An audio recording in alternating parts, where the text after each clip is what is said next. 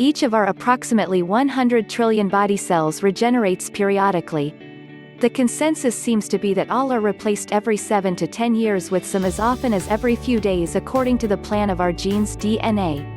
Our genes provide the cell reproduction blueprint, but the science of epigenetics, literally meaning above genes, now tells us that the environment we provide these cells can alter that blueprint and, thereby, alter the makeup of trillions of replacement cells every day.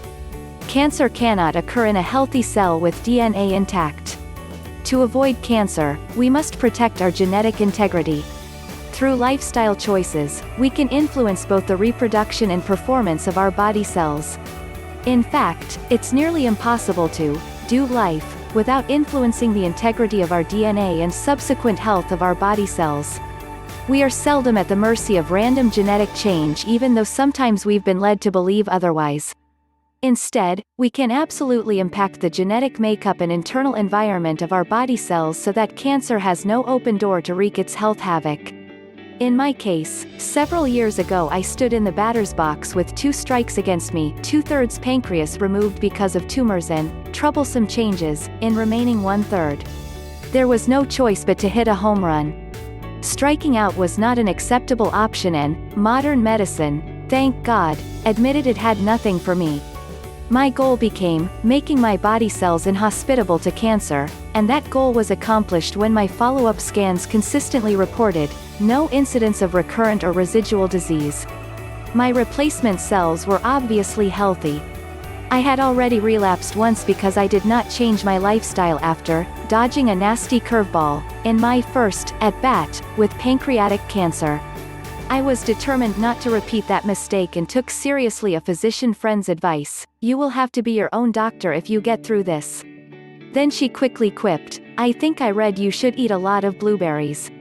This was, perhaps, the best medical advice I ever received. I began to research nutrition and other lifestyle elements, seeing the entire proposition as opportunity rather than denial, a perspective I highly recommend. The details of my healing adventure are beyond the scope of this short article. However, I quickly learned that I had a say in the quality of body cells replacing the ones that had contributed to the insidious ill health leading to cancer. I learned the obvious truth that whatever substances we take into our bodies by ingesting or absorbing through the skin can become building materials for newly generated cells. The countless types of body cells require diverse materials to replicate themselves. Among many other ingredients, brain cells need lots of fatty acids, bone cells need specific minerals, etc. If we don't send in the right stuff, cells use what we do send in, and the cliché, garbage in, garbage out, cannot be denied.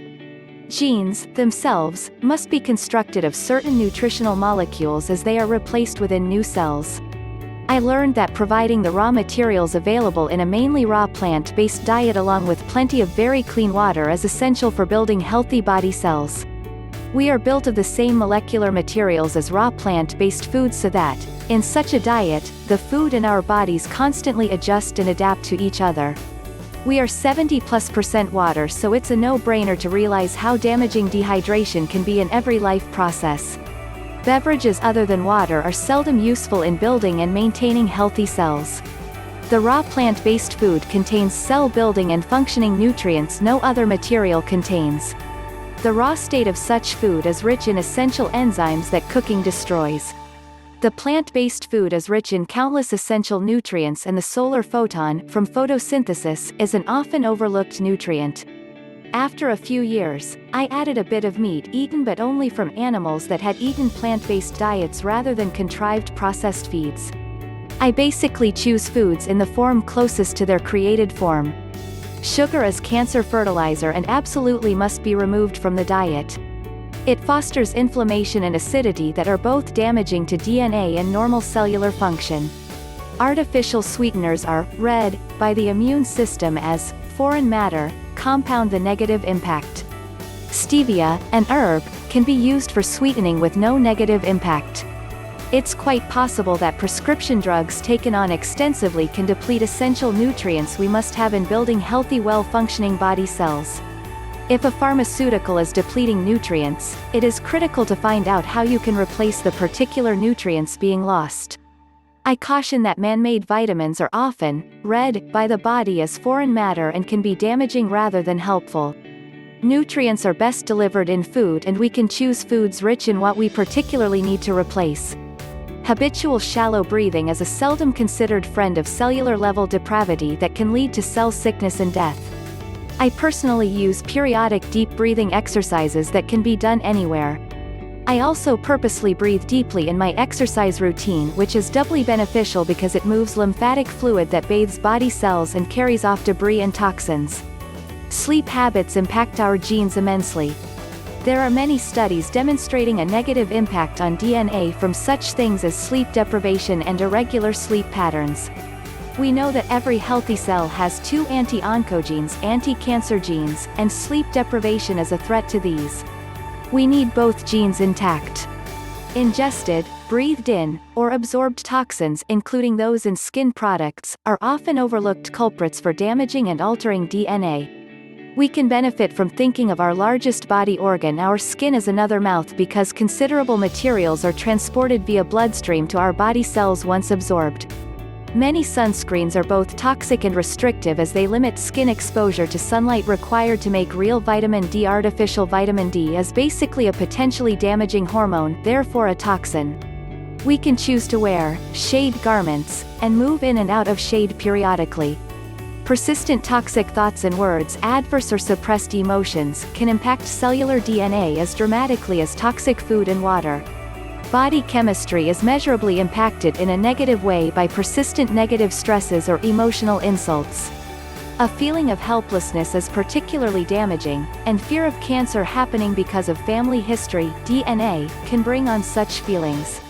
Bitterness, resentment, and unforgiveness are proven make you sick stuff, leading to inflammation which can become a hotbed for tumor formation. Above, I've endeavored to list a sampling of the most impactful lifestyle elements that can negatively affect our DNA and predispose us to abnormal cellular replication.